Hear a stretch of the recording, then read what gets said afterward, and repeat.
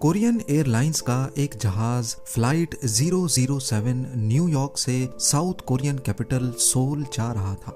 मौसम बिल्कुल साफ था और पायलट को किसी किस्म की भी दुश्वारी का सामना नहीं था।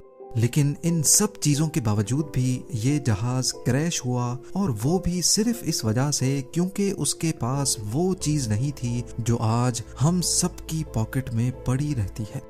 जी हाँ, हुआ कुछ यूं था कि सोल पे लैंड करने से पहले जहाज को अलास्का के शहर एंकरेज भी जाना था। ये बात हो रही है 1983 की, जब अमेरिका और सोवियत के दरमियान कोल्ड वॉर चल रही थी। इस जंग को लेकर दोनों ताकतें एक दूसरे के खिलाफ बहुत ही ज्यादा अलर्ट थी। अगर आप मैप पे देखें तो ये है एंकरेज और यहाँ पर है सोल। इन दोनों के दरमियान एक स्ट्रेट लाइन ऐसी दिखेगी, क्योंकि इस पाथ में फ्लाई करने से जहाज सोवियत टेरिटरी में दाखिल हो जाता। इसी वजह से फ्लाइट 007 को कुछ ऐसा पाथ लेकर साउथ कोरिया जाना पड़ा, गल्फ ऑफ अलास्का से होते हुए नॉर्थ पैसिफिक ओशन और फिर जापान के ऊपर से साउथ कोरिया।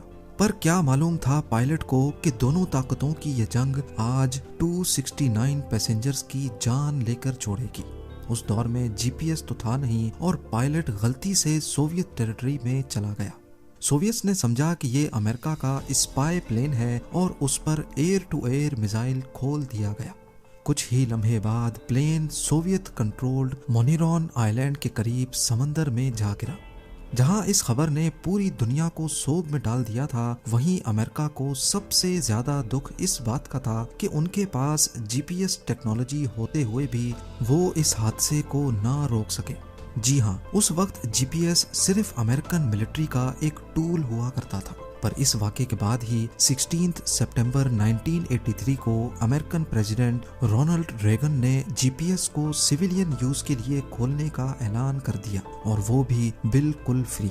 ज़ेम टीवी की वीडियोस में एक बार फिर से खुशामदीद। नाजरीन, पहले इंसान आसमान में तारों को देखकर सफर किया करते थे और अपनी पोजीशन का एक अंदाजा लगा पाते थे, और आज हम अपनी पोजीशन देखने के लिए तारों का तो नहीं लेकिन आसमान में घूमने वाली सैटेलाइट्स का इस्तेमाल जरूर करते हैं।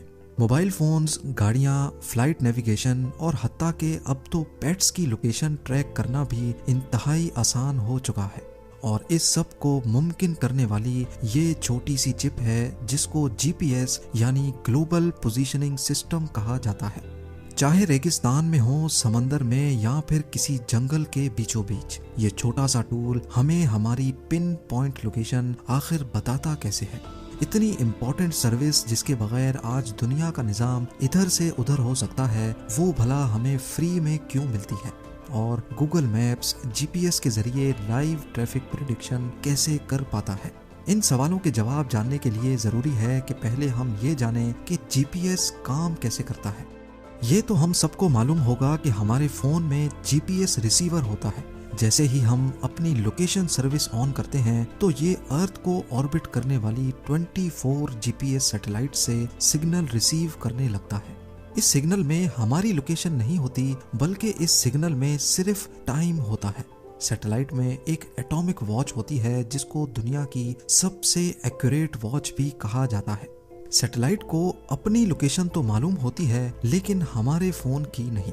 इसको ये अच्छी तरह मालूम होता है कि किस घंटे, किस मिनट और किस सेकंड में ये दुनिया के किस हिस्से के ऊपर मौजूद होगी। सैटेलाइट रेडियो सिग्नल के जरिए हमारे फोन में लगे जीपीएस रिसीवर को अपना टाइम बताती है और अपनी लोकेशन भी भेजती है।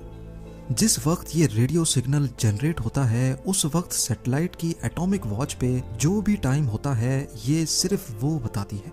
रेडियो सिग्नल लाइट की स्पीड से ट्रेवल करता हमारे फोन में आ पहुंचता है। लेकिन सवाल ये है कि सैटेलाइट का टाइम और उसकी लोकेशन मालूम पड़ जाने से हमें हमारी लोकेशन कैसे मालूम पड़ती है। फर्ज कर लें आप पेरिस के आईफल टावर के पास खड़े हैं और सैटेलाइट स्विट्जरलैंड के ऊपर है। बेशक लाइट की स्पीड बहुत फास्ट है, लेकिन इस इतने बड़े फासले को कवर करने के लिए सिग्नल को आप तक पहुंचने में थोड़ा सा टाइम तो बेशक लगेगा।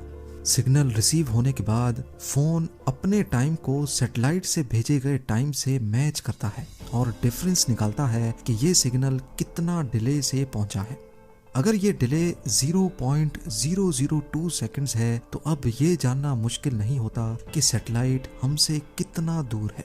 कैसे? ये भी बहुत आसान है।